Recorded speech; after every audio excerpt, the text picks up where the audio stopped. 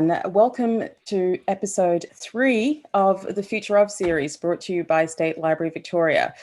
Before we begin, I'd like to acknowledge the traditional custodians of the land from where this broadcast is coming to you from, the Wurundjeri people of the Kulin Nation, and I'd like to pay my respects to their elders, past, present and emerging, and also acknowledge any Aboriginal and Torres Strait Islander elders that might be tuning in to this afternoon's conversation. So we've made it to episode 3 of the Future of series. If you haven't caught up with episode 1 and 2, you can do so via podcast. And if you're joining us on this with this conversation this afternoon, the hashtag to use is SLVFuture. And so today we are going to be looking at the future of futures, I guess, and how do we make real change and grow as a society.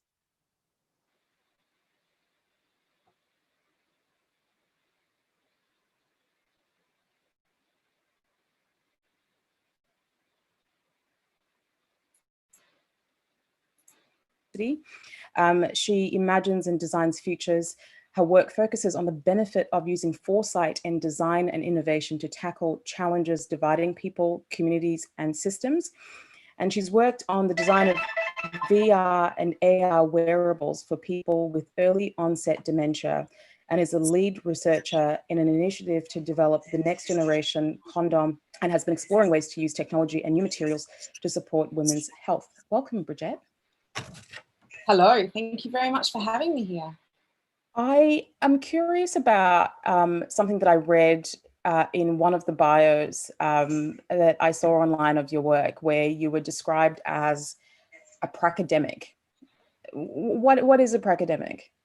It's a term that it's been around, I think, 30 years or more. And it's a term I came across as someone who's a practitioner and is still practicing as a professional and an academic. I also think it applies to me a little bit more, or not so much more, but it applies to me partly because my path into academia was via industry. So I bring a lot of that work-based background and experience into my teaching and research. Right. Okay. So let's talk about your research. So you are a futurist, right? So does a future actually exist? Not one future, but multiple possible alternative futures. This is one of the many conundrum that we come across in futures work, that kind of expectation that the future is a place we get to, or one place that we're going to land in space or time. When in actual fact, there are no future facts, because the future as a single point doesn't exist. And so as we move through our lives, there are constantly unfolding and emerging multiple alternative futures. Right. So how does futures thinking work? Like in a practical sense, how does that work? The capacity to imagine different things and also to look out for the longer term.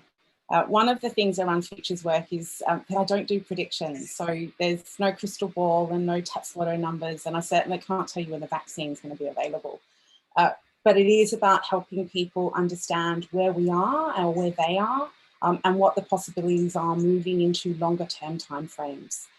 So the futures work can be practical, so practice-based, often associated with trends work, scenarios, and outcomes that support organisations, whether it's business or community. And then there's the more academic discipline of futures thinking, which is more the research and action around theory for futures work. But it's all about helping people think longer term and less about where we are now and the kinds of futures that we might want to have 5, 10, 15, 20 or longer from now. So, I mean, let's just think about that. So in terms of, you know, the way we think about futures, what are some of the ways, or what are some of the tools that people can use in terms of thinking about, the future? The first is our imagination, to be able to conjure up possible images or imaginings of the kinds of worlds, places, styles of living, the things that we want to be doing out in time. The other thing is the more formal practice-based tools that we can use to do that. So as people, we all have the capacity to be futurists. whilst I'm formally trained, I have a master's in strategic foresight and I'm doing a PhD in foresight now, that doesn't make me any more of a futures thinker than someone who can learn to think longer term. As individuals, as people, we do imagine. We have an incredible capacity for imagination. Our challenge is to think about the things that might emerge over time that we would prefer to be experiencing, rather than just accepting what we're told about the way the future is going to be. And so there are tools that we can specifically use for that at an individual level, as well as, say, an organisation level, a business or a company or a community group.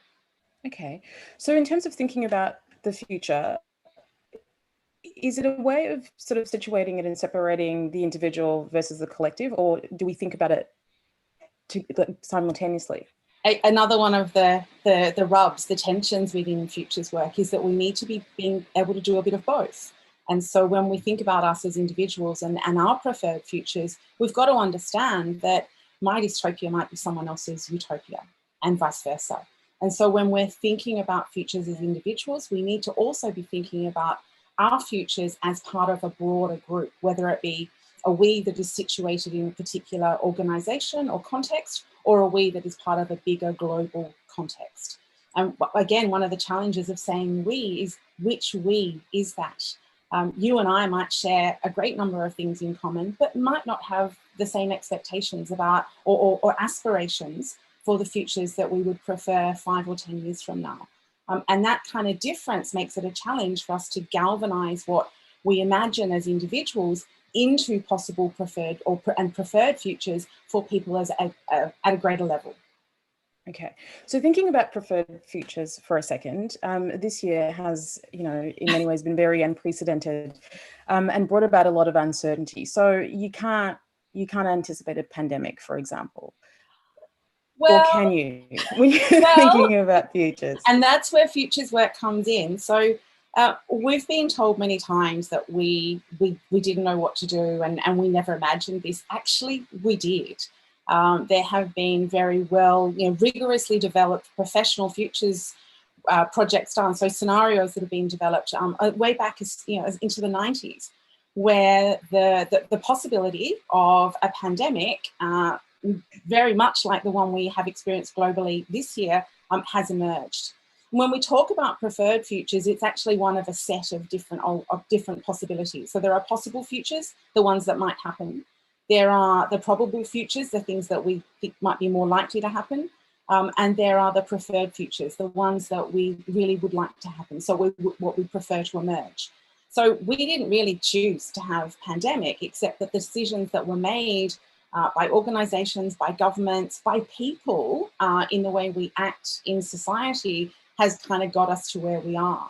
And so there is some anticipation that can be done. And that's the point of good futures work, that we imagine those possibilities and then we work back from that and make decisions in the present to maybe prevent or mitigate or foster the kinds of futures that we have imagined. So it's not to say that we could have prevented pandemic. There's a whole lot of other factors that went into where we are now.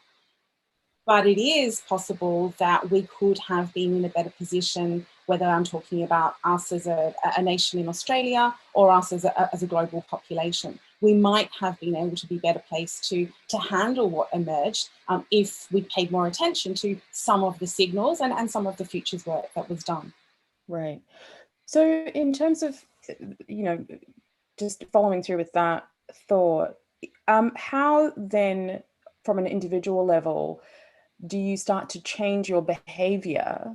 And is it possible to sort of create the preferred future? So I'm sort of thinking about big issues like climate change, for example. We know that this is clearly going to be a very big problem in the future.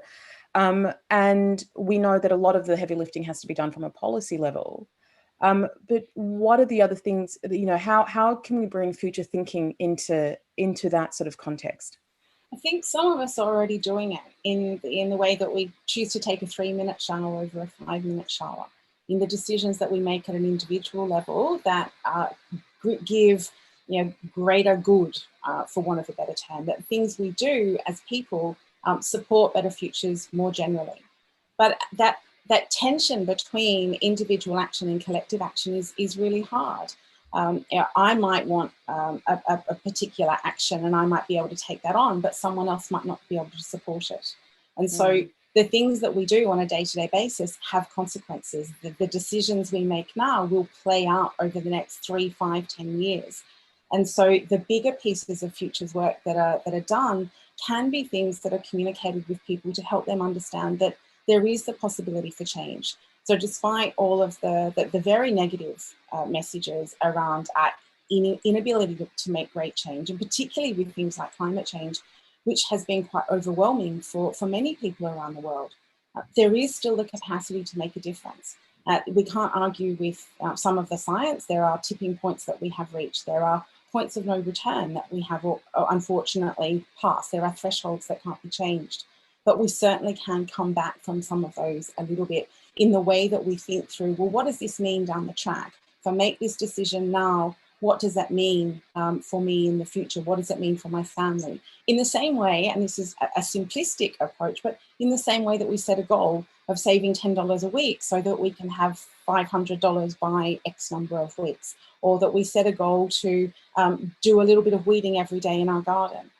The decisions we make can be small actions that bring cumulative change. But it's looking forward, it's looking to the longer term that's critical. Yeah.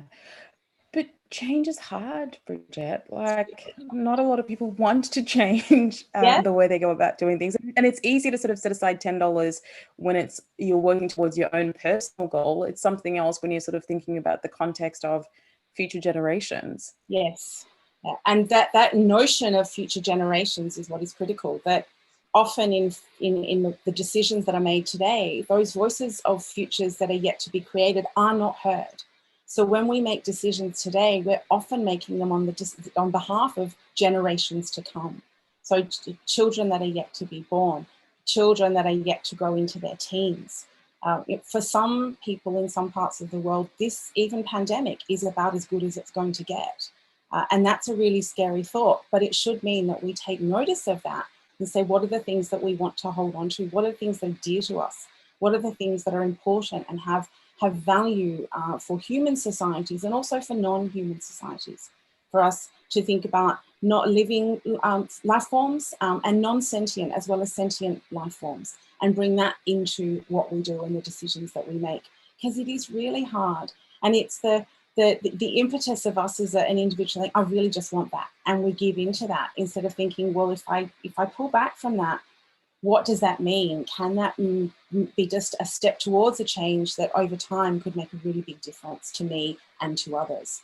And this is one of the challenges around who is that we and who are we deciding on? Yeah.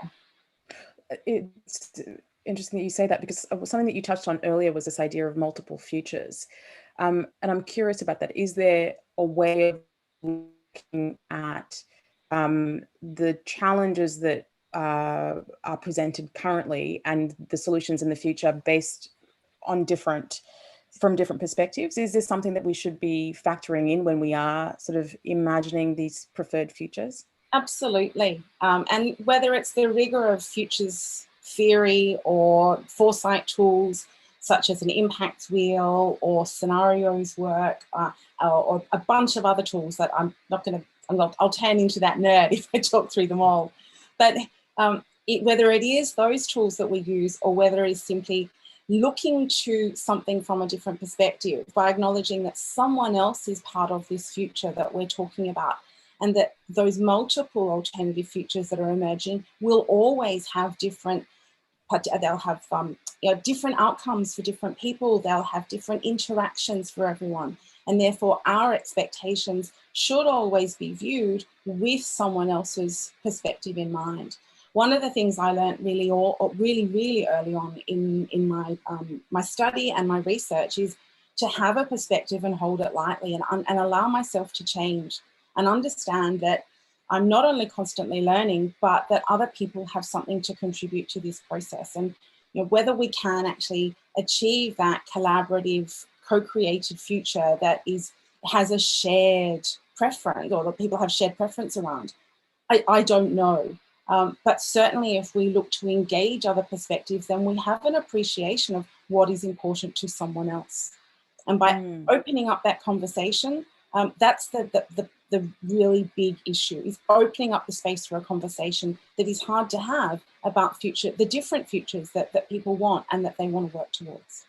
And I wonder if, in thinking about this, there is scope to look at it outside of, sort of like a Western gaze in many ways, and the reason why I say this is a lot of the thinking that I do with my work is, thinking about it through sort of Afrofuturism, this idea of what would my life look like if I wasn't born into a system of, racism or sexism or colonialism, like what are the possibilities for me as a human, and how would that look for me? And so therefore, when I go into my work, I'm kind of not allowing those sort of systems and structures to kind of factor into what I end up creating. And I wonder if, when we are thinking about futures, there's an opportunity to sort of engage these different cultural perspectives into how we might sort of create that preferred future. Very much so. And again, this is what I consider a central tenet of any kind of futures work, that it's not a monopolized process. There's not a singular voice that takes hold of the process, and that every possible opportunity to collaborate at every level of diversity is employed within the process. One of the critiques of futures work is it has been a very Western developed country approach, and the emergence of things like Afrofutures, attention to Asian futures, I actually participated in a conference last week, which was the Asia Pacific Futures Network conference.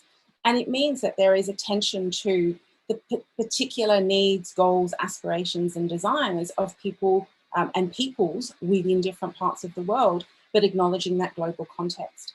And I completely, I get really frustrated when futures work is kind of singular and monopolized by particular voices.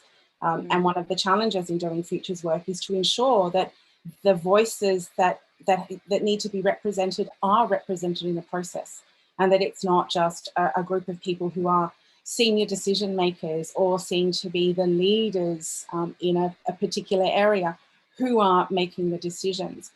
There's been a fantastic project run through the city of Ballarat to engage primary school kids, young kids, and expressing what they want to see in Ballarat for the future.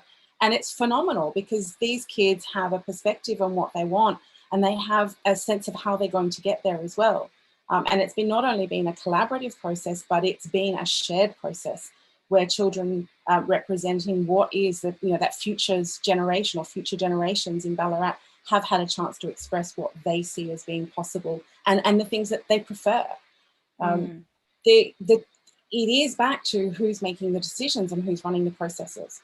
And again, if I liken this to some of the tools that are used in Foresight, a lot of that mainstream representation of futures work is going to be about the bright, shiny future with lots of technology and lots of amazing things. And the reality is that that's not the future that everyone wants. And it's not a future that everyone can have. And so tempering some of that very fast, exciting, glossy image of what futures are likely to be versus the reality of them being slightly different from that and varying based on your positionality, whether that's geographic, gender, etc. Those things are going to very much have a play into those futures that you end up creating and be part of. Is it possible then, in terms of futures thinking, to sort of dismantle some of these systems of inequality? I mean, realistically, is it possible to eliminate economic inequality or, racism or sexism? I mean, are these some of the things that future work looks at in terms of, Yeah, absolutely. And again, for me, in the work that I do and for other professional futurists, for other practitioners, challenging those existing systems and paradigms is very much fundamental to the work that we do. If we don't change some of those structures, particularly the really deeply seated oppressive ones, as well as things that come out in policy and systems and service design, if we don't start to tackle those and look at how they might be broken down, and this is everything from health systems to governance and democracy and voting systems, as much as it is financial and economic, even banking systems. We do need to start to shape those. However, we need to be mindful of being ready with what comes next, which is the point of futures work, that we to simply break something and pull it apart without any consideration of what comes next does a disservice to people sometimes, because we don't have the capacity to just rebuild from nothing. And also systems are complex. We live in what is effectively a complex adaptive system. So when we shake something a little bit and change it, we start to see potential ruptures or just disruptions and tweaks happening elsewhere. And so those deeply seated economic, political, legal, and other systems, they are potentially ripe for change. And I'm saying this very much from my perspective. But what those changes are and what are the changes that are viewed to be preferred by generations to come, that's one of the tricks that we need to handle in futures work, because we need to explore the possibilities. And again, this is when we go back to one of the things that is often really infamously associated with futures and foresight work, which is scenarios. So conjuring up images, 2, 3, 4 different narratives of what futures might be like, and giving people a chance to experience those, whether it's through their imagination and the construction of narrative, or actually experience them in quite a visceral way, but giving people the opportunity to read an alternative to the future that is depicted for them in everyday life, so that they can say, we could actually have that, and how would we go about doing that? And so presenting the scenario is an early stage work. It's then going to say, well, what do we need to do at those different levels of different systems in order to make those things happen?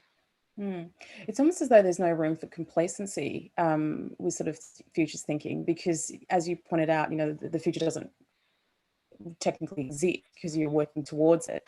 And I do wonder, again, just coming back to that individual level in terms of the practicality of it, what are some of the tools that people can kind of equip themselves with in terms of thinking about their position in their community through this lens? So the simplest things are the narratives. To explore beyond your immediate circle, basically that purview that you have of the world. Move beyond that and start to seek what it might be like from someone else's perspective. But equally, immerse yourselves in different positions. So if there is, and this is where some social media is really handy, because you can choose to look at something that might be a contradictory or opposing view to yours, but it gives you an insight into what someone else might be thinking, or what another group or organization might be thinking. Even just adding in the longer term perspective. So thinking through, if I buy this now, what are the consequences of that? If I make a decision to do this, if I make a choice to buy this or use this or consume this in a particular way, what are the consequences of doing that? And there are some bigger questions that prevail there for us as individuals when we think about ethics versus economics when we buy stuff, for example. Even making decisions about being through a process of buying things recently, and thinking through, well, who owns this organization, and what are the consequences of my money going to bolster their sales and their revenue? What will they do with that money? What does that mean down the track for that organization and the decisions that they make that might impact me? These are really hard questions to evaluate, but it's often as simple as doing your research and thinking about, what is that organization doing for me? What is it doing for the world at large 5 or 10 years from now? Also just starting to think in longer term timeframes. I've worked in design, in industry and research for a long time. And one of the things that becomes an issue is the short-termism, that we think about this for the next 3 months or the next 6 months. We don't think about whether that's going to be around in 5 or 10 years. And this is what we often find in things like sales cycles, leasing for 3 years. Does a car really need to be renewed every 3 years? What pushes us into that sales cycle? Some maybe are only built for that degree of longevity, but we could be looking to things in terms of consumption and decision making. We could be looking to things that maybe have a longer term view in the way that they are built and manufactured and then distributed across the world. There are also, sorry. No, I'm hearing what you're saying, but I'm also wondering, at what point I agree with you. I think that, you can't just look at things in the short term, but sometimes, human beings sometimes have limitations in what they can practically do, right? And one of the examples that comes to mind at the moment is the debate, this week that's been sparked obviously by the deaths of the Uber Eats drivers. And this conversation around the gig economy, and clearly, that they're workers that are being exploited and being underpaid, and lack sort of worker protections that are found in other sectors. And as a consumer, that sporadically uses these apps, I had a moment where I sort of thought, do I want to be part of this? Obviously I don't, because human beings are dying. But at the same time, I kept thinking, okay, I removed myself from this equation. And that's one actionable thing I can do. But this is also the way that someone can, get their income and make a living, right? And so if we all sort of boycott it, what streams of work are available for people that ordinarily wouldn't have access to employment? So there's that kind of sort of dilemma that comes up. And it can be quite overwhelming, because it's sort of like, what can I actually really do? I know what I can do within my power, but is it creating more harm than it is doing good? And I feel like some of the problems that we're being confronted with sort of sit at that very complicated juncture, and I wonder how we navigate that, in terms of what you're saying. You are so right. Sometimes I wonder, do I get out of bed today? These are really big decisions. Some people in futures work kind of call this the abyss gaze, where we stare into this unknown and just see all of this complexity. There's the difference between complexity and chaos and complicated that we flip between when we're making decisions. And there is no one right answer. And that's part of the challenge, that everything we do has consequences. It's just what we decide we can go with. And for some people, what is the thing I can live with? What's the thing that's going to allow me to sleep at night? What are the things that are not going to make me worry about my family's well-being? And again, something I learned early on in foresight work is you're going to probably take jobs that you don't really want to do and you're challenged by, because it pays the bills. And in order to continue doing the kind of work that you do, you will take those jobs. And hopefully along the way, you will encourage organisations to make better decisions and better choices about what they're doing inside that organisation that you may not fundamentally believe in, but you choose to do the work because it's there and it can be done, and you might be able to bring about some change. Now, at an individual level, that can be paralysing, which is why do I want to do this? Do I want to do that? You're buying a car. Do I buy a hybrid? Do I buy a used car because part of the footprint's already been consumed? Do I buy something that's small and compact, or do I buy something that's a bit more solid and is going to last me 10 years? All of those decisions come up in balance with what is right for individuals.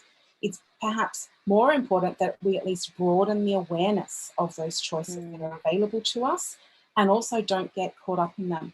It's really hard work, and a lot of the futurists that I collaborate with often say that this stuff is the hard stuff, because we're helping people make decisions that can be, as you said, overwhelming and also really frustrating. There is an ability to learn to work with this though. And whilst there's been some work done that shows us that we as individuals, as humans, often work with images of futures that are given to us. So they're kind of predetermined images, those narratives of how the future is going to be. And therefore we might just shy away from the things that are too hard. What we can do as people is start to imagine the possibilities. They're not always going to be as nice or as reassuring as the beautifully crafted visuals of the 2050 utopia, or the 2250 utopia that we see in some science fiction. But at least it gives us hope. And that's another thing that I find is important in futures work, to distinguish between optimism and hope. So hope is the sense that we will get somewhere, that there will be an outcome and it will be the best we can get. Optimism tends to have us focus on, it'll be great, it'll be fantastic. And we can often be disappointed by that. So I tend to sit in the space of having hope rather than optimism. because then I can hope that things will work out okay, rather than saying, yeah, it'll all be fine, and then getting really frustrated when it just doesn't go. I don't have an answer specifically for you on what we do to get around this. That's part of what our job is as futurists, is to help people understand that we will make decisions, and sometimes we just have to sit with those, and also know that even when we've made a decision, because we live in this bigger context, this bigger system of systems, other things are going to pop up that affect what we do, and we're going to need to adapt as we go along. And this is where resilience is so important. Not thinking that there's one certain future that we're working towards, but opening up the possibility space and having much better conversations about what might emerge rather than what is going to be. Mm. Well, on that note, we've come to the end of our conversation today. I am pleased that we are continuing our conversation in the next episode of The Future Of. And also to remind the audience that you can actually submit any questions, provocations that you might have for Bridget as we continue sort of discussing, these multiple preferred futures. But yeah, thank you so much for joining us on this edition of The Future Of. Thank you, Bridget, for your time and for your insights. And to everyone that's tuned in, thank you very much, and